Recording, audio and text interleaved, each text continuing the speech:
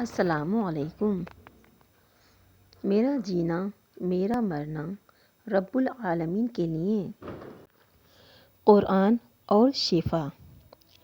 اللہ تعالیٰ کا پاکیزہ کلام قرآن مجید اپنے اندر اور بہت سے عجائبات قدرت رکھنے کے علاوہ پڑھنے والوں کے لیے جسمانی و روحانی صحت اور بیمار کے لیے شفا کا ضامن ہے۔ وَنُنَزِّلُ مِنَ الْقُرْآنِ مَا هُوَ شِفَاءٌ وَرَحْمَةٌ لِّلْمُؤْمِنِينَ بنی اسرائیل آیت نمبر 82۔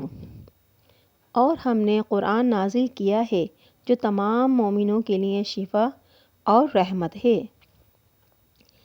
ذہنی الجھنوں اور اخلاقی بیماریاں مثلاً غصہ، حسد، کینہ، بدخواہی، تنگ نظری، تکبر وغیرہ روحانی صحت کی دشمن ہیں، جبکہ قرآنی تعلیمات مومن کی روح و قلب کو خیر و خوبی کی طرف مائل کرتی ہے۔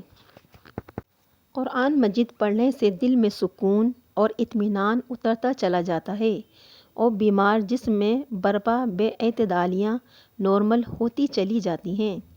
اسی لیے ہر روز باقاعدگی سے قرآن پاک کی تلاوت کرنے والوں کو بہت کم بیمار دیکھا جاتا ہے۔ نیز اللہ کے نزدیک سب سے بہترین لوگ وہ ہیں جو خود بھی قرآن سیکھتے اور دوسروں کو بھی سکھاتے ہیں۔